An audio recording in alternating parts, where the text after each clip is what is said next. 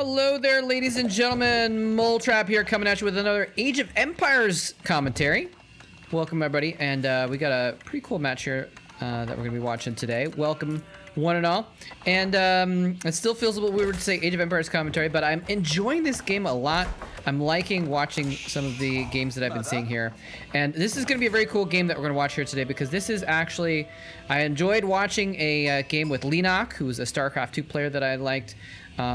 The other cast that I did recently. But this is going to be a game between two very high-level Age of Empires 4 players. These are both players that are on the top 10 of the leaderboard right now. There's no leaderboard in the game, but there's a... You know, you can go to ageofempires.com and you can check out the leaderboard basically there. And you can still see who's doing the best. There's also a couple tournaments going on recently.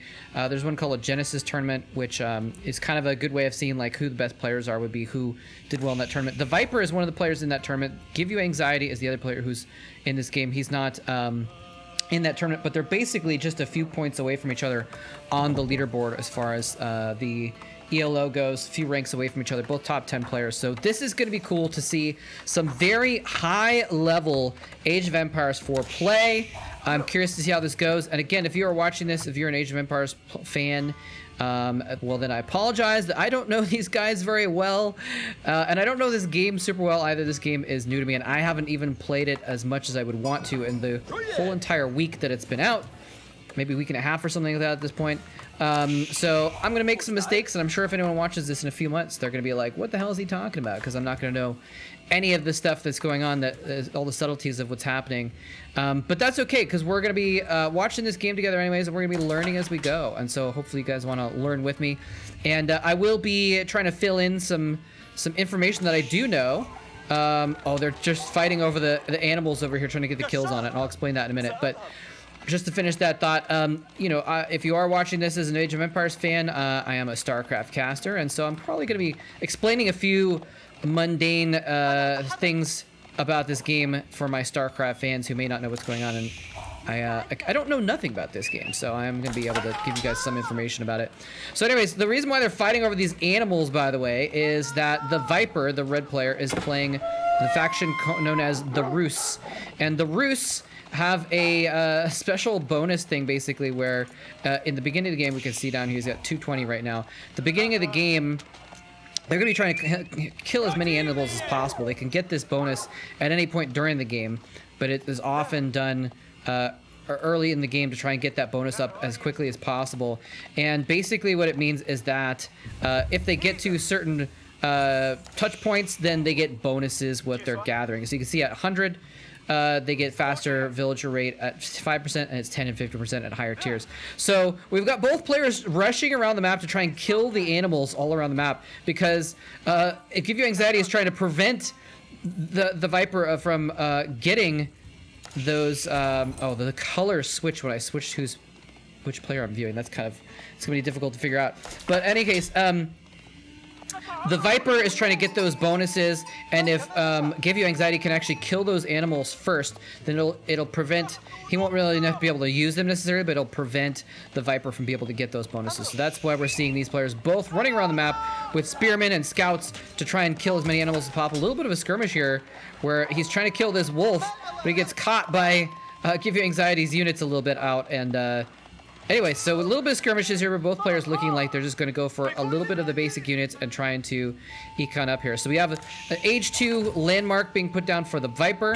And are we seeing something similar here for GiveUAnxiety? It looks like GiveUAnxiety is sticking mostly on tier 1. He's instead invested some of his money into the docks to try and take control of the water here. The fish on this map are the best form of food income that you can get. And so he's actually, look at this, he's taken all kinds of docks all over the map.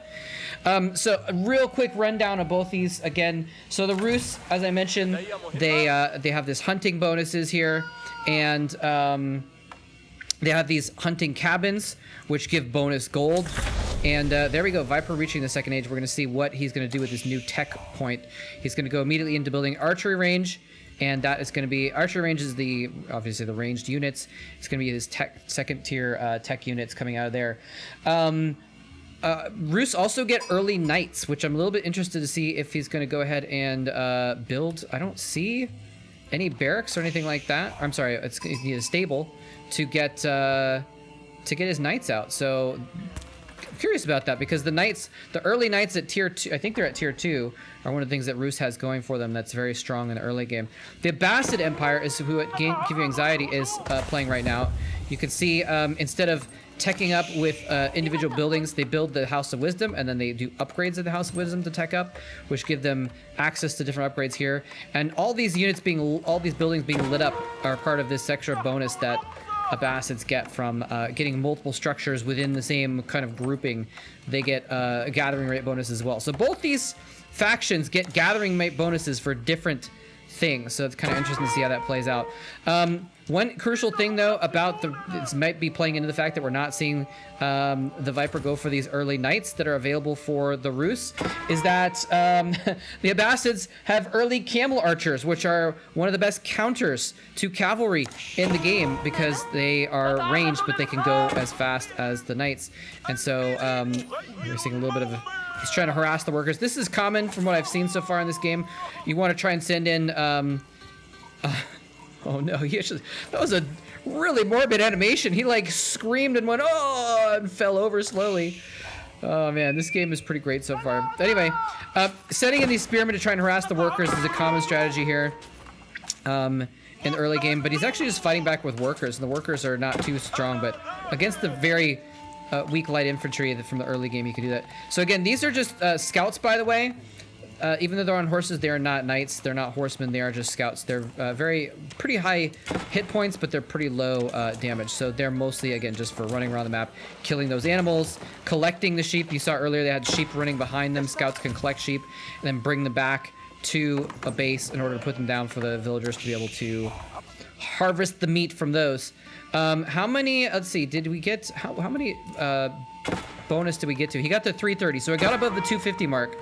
It's very difficult to get above the 500 mark though, so he wasn't able to actually quite get to that point to get the super bonus, but he's going to be running with increased harvester gathering right now. Again, just running in here with this spearman just to be really annoying here.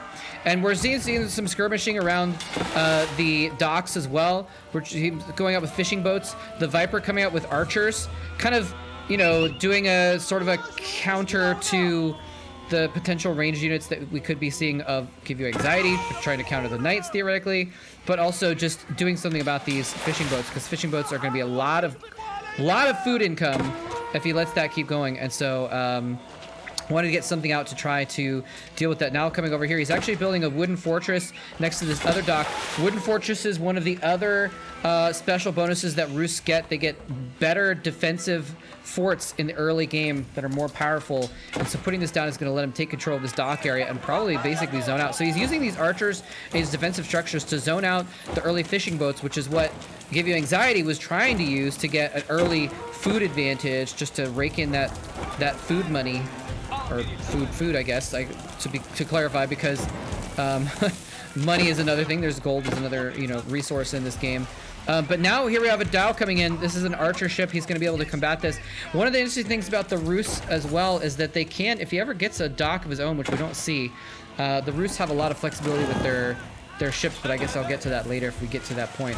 So anyway, that's basically, I've given you the main rundown of the early abilities and strategies of both of these factions, and we're going to see how this plays out into the mid game of these two players. Now, one thing I will point out, so you can see this guy, by the way, GiveUAnxiety is up to level 1 Golden Age. He has 10 structures in a grouping that are near enough each other that they're considered within the range of influence of the House of Wisdom, and that's how he's unlocked those bonuses there. So you're going to see him building most of his buildings within range of the other buildings, except of course for the docks, since they have to be on the water.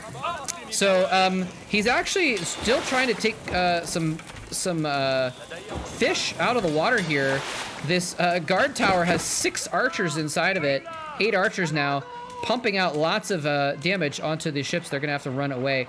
And you can see, by the way, that these fishing ships can go across these little shallow parts. The bridges on the map, however, they cannot cross. So that is an interesting thing to look at. Now, another thing to look at here, because this game doesn't look like it's getting into too much. We're seeing some skirmishing here. Oh, and we do actually have a couple horsemen coming out here to try and engage with the archers, but he just has too much firepower with this tower. It looks like that might have been a mistake, actually. Was that a scout that he just lost there, maybe? A little bit unnecessarily. It might have just been running around and accidentally ran that in there. But there's, you know, again, real quick for... if you are new to this game, one of the ways that you can, one of the win conditions that you have is killing your opponent's landmarks. And so when you age up, when you go to the next tier, you get another landmark. So whatever tier you're on, you've got 2 landmarks. One is your first town center, and your other is whatever you build. If you destroy those, it doesn't matter how many other buildings they have, you win the game. Another way of winning the game, though, is by capturing these sacred sites. Oh, and there's those archers again. They've come out of this fortress to kind of, again, try and pick away. This game, you know, there's a lot of skirmishing in this game because the units often have more hit points than you'd expect in something like a game like StarCraft. And so you see a lot of dodging in and out, trying to get a little bit of picking away damage at the enemy units while you can soften them up for eventual battles. But real quick, you can also take control of these sacred sites, which you need tier 3 units. There's a couple civilizations that you can use tier 2 units and for certain upgrades, whatever. But if you get all 3, or in some cases 4, in some cases just 1, if you get all of the sacred sites on the map and you control them for 10 minutes without losing control of them, then you win the game as well. That's another win condition. And so it's interesting to see, okay, we do have some horsemen coming here trying to pick off. There's the knight coming out. So this knight, as you can see, has a lot more damage, 19 damage compared to the 9 damage of the light cavalry horseman here. But he can come back here if he can fall back. He has a lot more DPS in total with these archers here. Looks like he wants to bring the archers around to the back. He's going to try and get into a position where he can actually use the archers to harass these workers, pick them off, or drive them away at the very least so they cannot do any mining at this lumber camp area. And he is going to be able to do that. He's going to be able to do some damage to these side buildings as well, which are not crucial buildings. But, you know, these are buildings that used to do mining at these other locations. The hunting cabin is used to gather this food. The mining camp used to gather this stone. If he breaks those buildings down, it's going to lower the economy of the Viper almost as much as killing the workers. Basically, the workers, it's really easy to relocate them to another spot. But if you want them next to these production buildings, if at all possible. We're seeing a little bit of a counterattack coming in here. A lot of archers here, just a couple knights along with it, though. The knights are going to be excellent. You've got a lot of archers to do the DPS. The knights are heavy units. Not only do they have that 29 lance damage, but they also have 3 armor, which is significant as well. They're still going to be vulnerable to spearmen, but as we can see, he's going for mostly horsemen. So GiveUAnxiety does not exactly have the counter to these knights. It's going to be able to kind of put the knights ideally in front of the archers and just soak up some of the damage from these spearmen. And here we go. He's actually going to get his horsemen on top of the archers, though. Get a little bit of a surround. He's going to do a nice damage to them. Can he actually pick off some of the archers? He's coming with spearmen from the side as well. He's going to be able to dispatch those knights very easily with the spearmen. He's just fighting all in right now. Both players not trying to retreat or anything like that. I think the Viper realizing that if he runs, it won't matter. He won't be able to get away from these fast horsemen and lose his units anyway, so he might as well fight to the death and at least do some damage, some counter damage to the army, and that's exactly what he's doing. So GiveUAnxiety taking the advantage in this fight, while at the same time he's continuing some harassment over here. Well, actually, wait, no, I saw a blue dot on the minimap, but maybe I'm just maybe I'm crazy. I thought I saw it.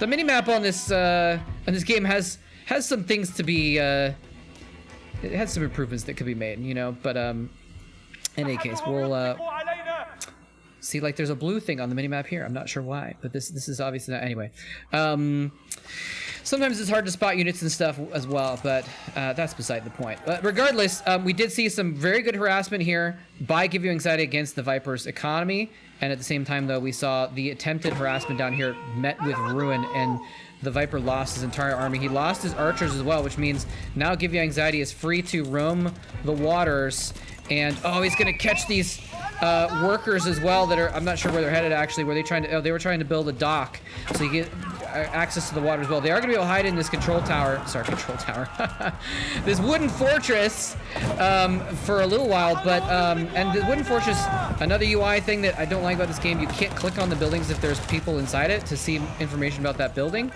But I do believe that these fortresses have a lot of fire armor, which means it's even harder for these units to do the damage to actually knock it down. But they are going to be able to do that eventually. You can see there's no reinforcements coming in here for the Viper. So he's going to lose this tower. He's going to lose all control of the water. He is trying to do a little bit more harassment back at GiveUAnxiety's base, though, with these archers, since all of his army has gone forward. Oh, he's got a few knights as well. He's going to try and run in and kill some of these villagers before they can retreat to the safety of the town center, but doesn't get any kills there. But he's, again, stopped complete production at the gold mine here. And you can see there's no other gold within the vicinity. In order to get more gold, he's going to have to go all the way up to this top left area here, or there's one in the Viper side of the map as well. Not a lot of gold on this map, actually, now that I look around at it. So in any case, the maps are interesting that, if you don't know, they're basically, they're dynamically generated, but they're not completely random, but they do follow a pattern, but they are somewhat randomized. And, okay, he's trying to continue harassment on some buildings in the back here. Might have overstayed his welcome. Picking out this lumber camp does not really matter that much. And he's actually going to get his units caught back here. The archers are going to go down. The Viper's going to probably be able to escape with these knights. He doesn't want to stick around. A lot of archer fire following them, but they are faster than anything but these horsemen. And it's interesting, the knights are heavy cavalry, so they're stronger. The horsemen are light cavalry, so they're weaker, but they are faster as a result. So they're going to be able to catch up and possibly skirmish with these knights a little bit.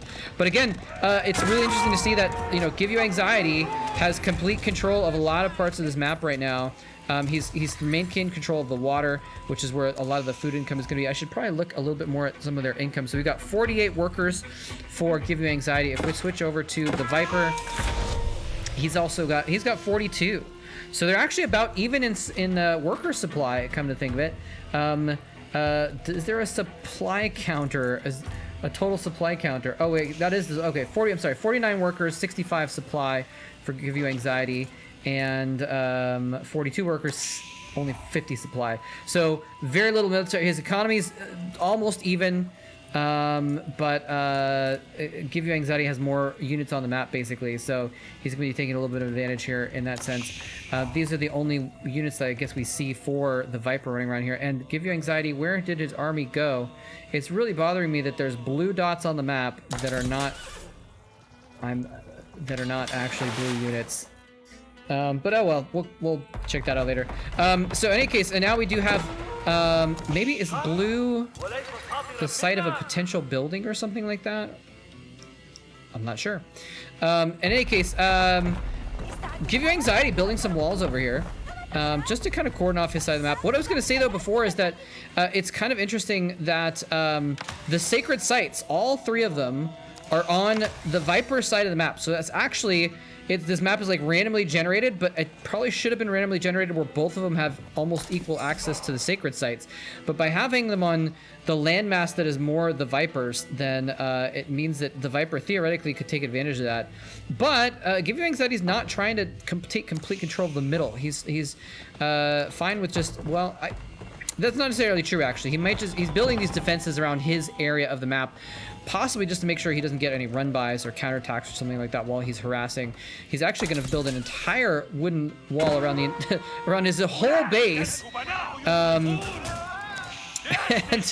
and take over the entire area there. It's going to be a very strong defense. Wooden walls can be destroyed by melee units, so you know these knights that he has can pick them off, but it takes a while, so it gives you some time to figure things out. We do have some fishing boats in a little bit of danger here because the Viper has built up a significant force of horse archers, which is you know, a unit that is not available to most. I guess actually the Abbasids have the camel archers and the Rus have the horse archers. I'm pretty sure.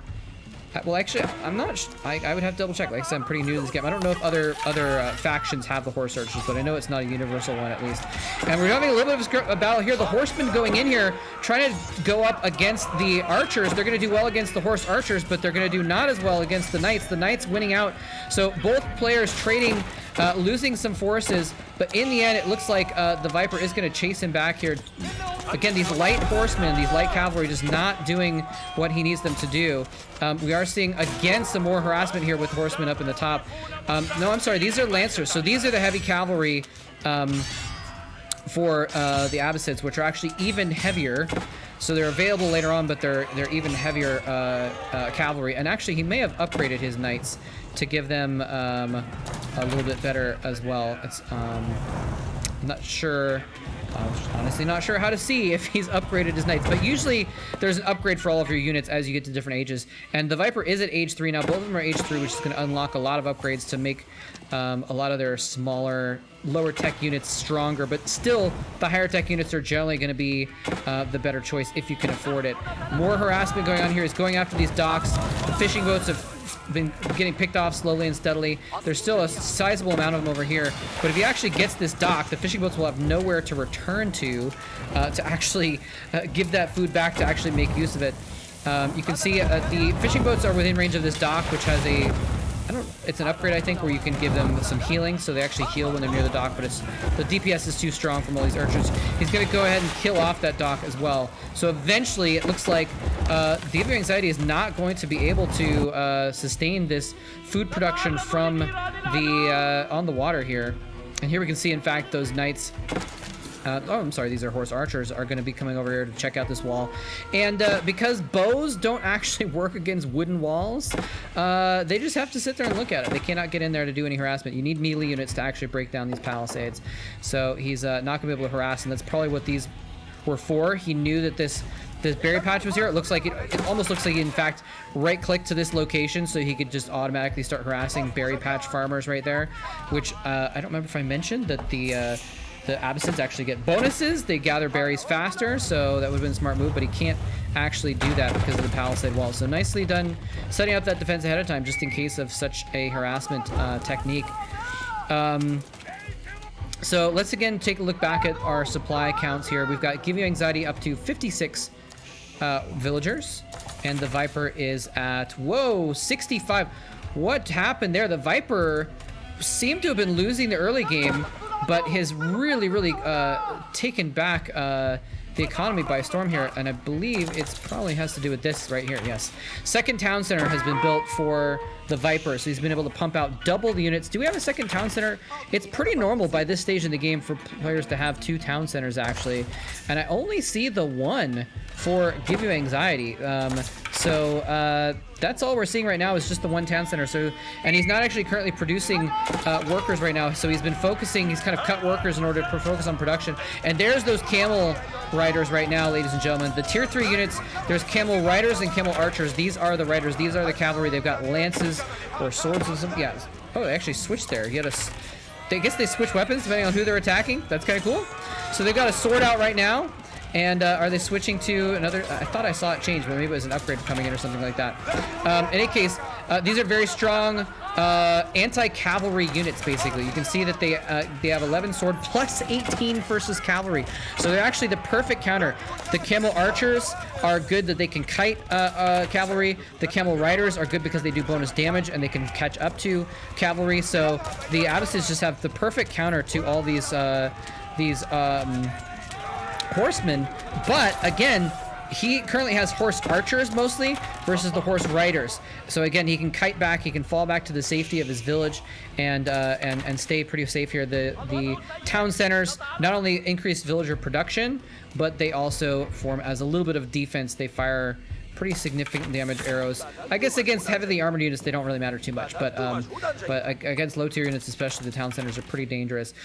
So we see golden tier, age tier 2 activated. What that just means is, going back here again, he's built enough buildings that he's got 30 buildings in a clump that they're all connected to each other in range of influence. So he's increased his gather rate for his villagers another 5%, which is a significant amount. So yeah, the Viper just going way ahead in supply. GiveUAnxiety focusing really hard on getting a bunch of units and going in for an attack rather than building up his economy, and wasn't able to really accomplish enough with that attack. So I feel like, and at the same time losing control of the water, GiveUAnxiety has really kind of lost the advantage that I believe he had in the early game, and now the Viper can control his entire side of the map. He's got this rove of horse archers chilling in the middle here. Does he have some knights as well? A few knights. just kind of accompany them as well. So he can kind of maintain control of his side of the map now. And, you know, it might be a good situation for him to actually start building some walls. And, you know, wall off these bridges, wall off these points of entry while he has control of the map. And maybe try to take control of these sacred sites. But there's a lot of ways to win. Obviously, you can take control of the sacred sites, you can destroy the buildings. Oftentimes, if you just lose complete control of the map, you'll see, if someone does, you'll see that, you'll see them GG anyway, because they know that one of those win conditions is inevitable once they fall too far behind. I should probably be changing these tabs a little bit too, so we can kind of see a little bit more of what's going on in the game. Still getting used to this interface here. So now we do have, actually, GiveUAnxiety has pushed across here. He's got a squad of archers. They're cheaper, but you can mass them up faster as a result. And so he's going to have a lot of DPS that he can put behind these camel riders. So again, when he's trying to engage onto the archers can kite back. The camel archers can kite back. But if he tries to go in here, the archers can engage pretty decently against the camel archers. Let's go ahead and see what kind of armor they have. Yeah, they only have 2 armor versus ranged, which is okay, but not the best, especially if he has upgraded archers. He actually has +3 armor versus ranged as well in these archers. So they're slower because they aren't on horses, but they're more than a match, and they're definitely you know, can be good value as far as just being cheaper units. So GiveUAnxiety very intelligently switching up his tech, getting a different spread of units, and then using that to kind of get a little bit of map control back here. And why is this red on the minimap? It's so strange to me that the colors are so mixed up on the minimap sometimes.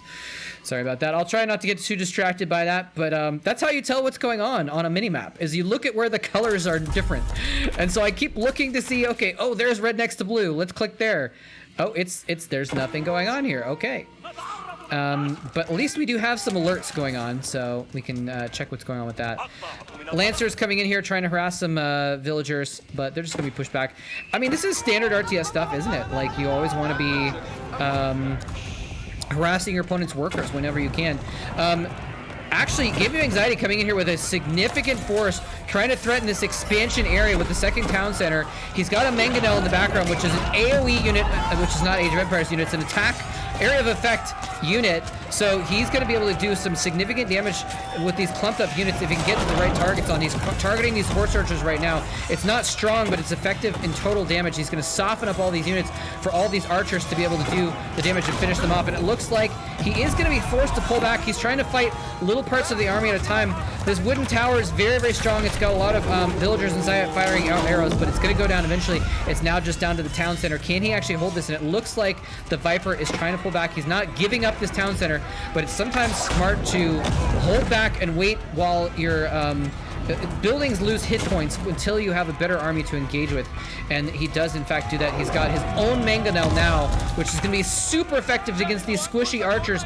The archers are not having no horses to soak up hit points. The archers are extremely vulnerable to units like these Mangonels.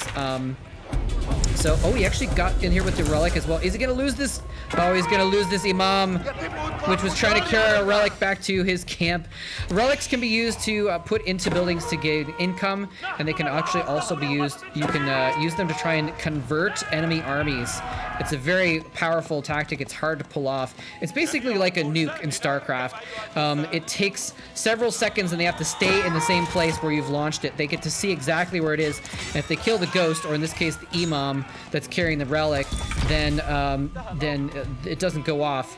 But if it does go off, you actually take control of an entire army about this size. It's a circle around the religious unit. All of the factions have a religious unit. It's just called an Imam for the facets.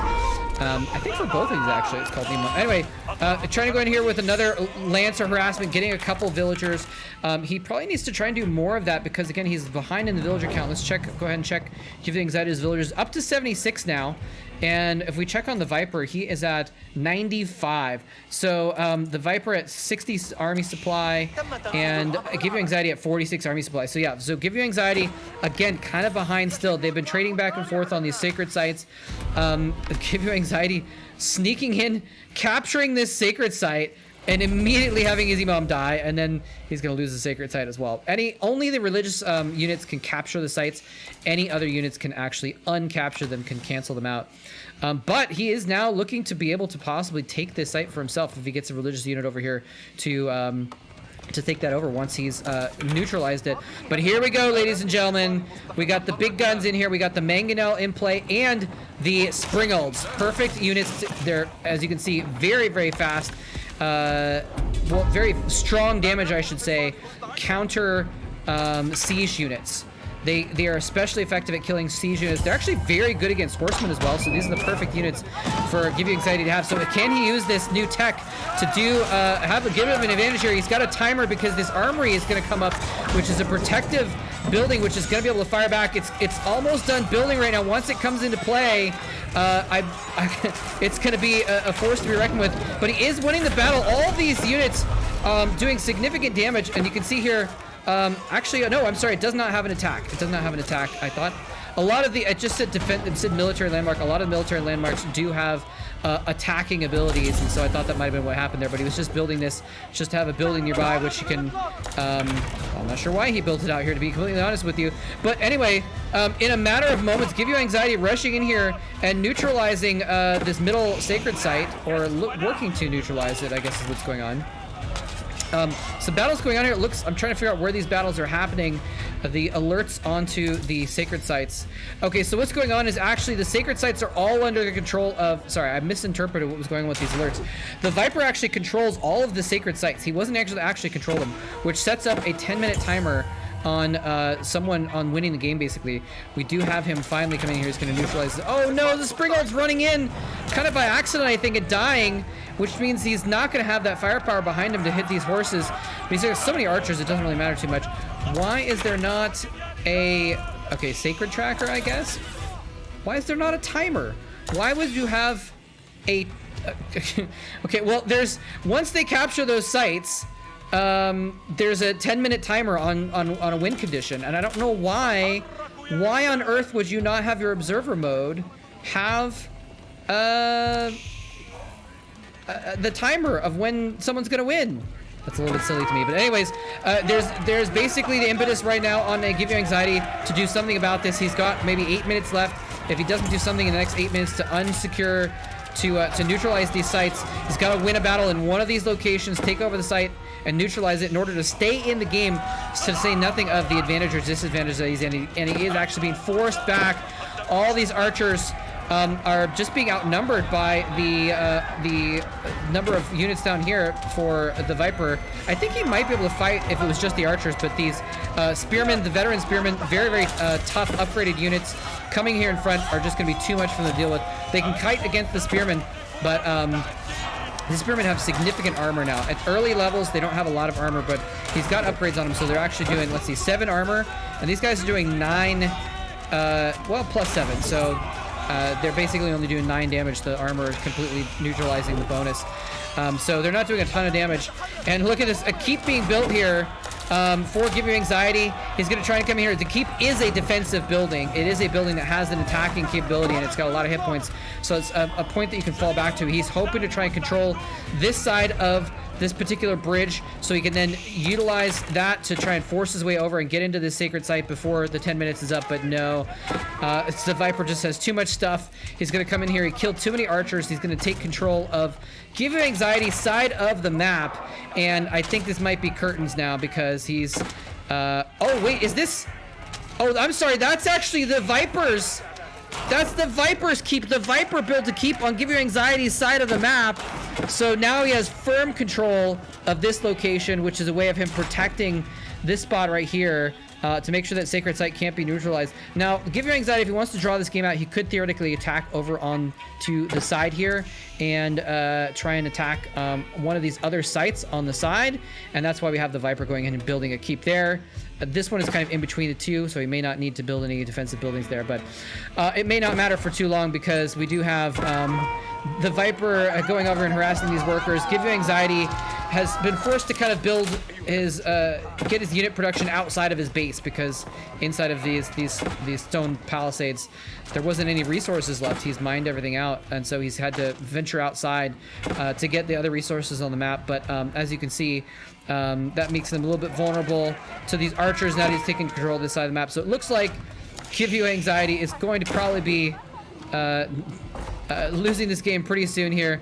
He's even lost control of the gold mine, the extra gold mine on his side of the map. So TheViper is probably going to be taking this game. He's still got those 3 sites captured. And I think it was at like 31 minutes that it happened, and that he captured it, or maybe 30. So I think there's only like 5 minutes left, but there's only 5 minutes left. So he still has 5 minutes to try and do something about it. But again, just look at the supplies again. Let's see, military, lost, killed. Okay, this is military lost. Where's their current player score? Current resources. I guess we just have to click on each of them. We got 30 military supply with 100 workers for GiveUAnxiety. We got 60 military score, 100 workers also. And so TheViper is just basically on even footing economically, but he has the military advantage. We have a site being neutralized here. What is going on here? The sites. Oh, I switched names. That's right. So now the colors switch when you switch the names. That's so frustrating. It's something that I'll have to learn to deal with, I guess. We got the bombards in play, ladies and gentlemen. These are the highest tier siege units for most factions. They do a ton of damage. Look at this, 170 damage plus 340 against buildings. They're going to be one-shotting these palisade walls. Not actually one-shotting, they're 1,500 points, but they're going to take them down very quickly.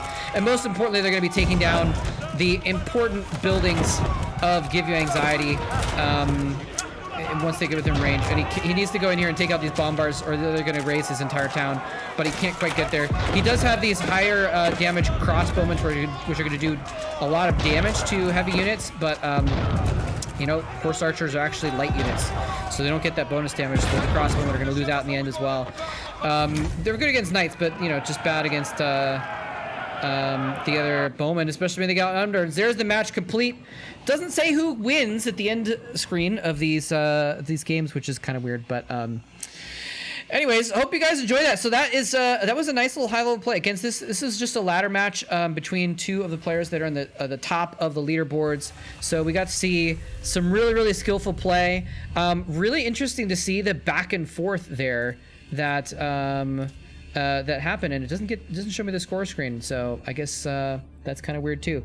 But in any case, kind of cool to see the back and forth play of the players, where you had you know, one player, you had GiveUAnxiety really taking control of the water early, which gives you a good advantage because you can get a lot of food quickly, which gives you a lot of other units. And then we had TheViper fighting back, taking back control of the water. Then when I thought he'd lost complete control, he fought back again with another counter. Just a lot of back and forth play. Really cool how the advantage kind of switched back and forth a lot. And in the end, TheViper wins out. So in any case, thanks very much for watching. And I'll give a quick shout out that I actually was watching GiveUAnxiety streaming earlier. He is actually a streamer. If you want to watch high level player streaming on Twitch, he's on there. It's just GiveUAnxiety, exactly like his name. The other player that I've seen is the Mista, who is another high level player. He's not in the tournament. I'm sorry, he is in the tournament, so I don't think he's streaming right now. But TheMista, if you want to watch some high-level players playing, you can do that. And if you want to watch extremely low-level players playing, you can watch me. I sometimes do stream some Age of Empires as well. Anyway, thanks for joining me, ladies and gentlemen. Hope you enjoyed it, and hope you learned a thing or two. I learned a thing or two about the game while I was watching it. So thanks for coming along and learning with me. And I'll see you soon with some more StarCraft and more Age of Empires, probably. And hope you enjoyed it. Thanks for watching. GG.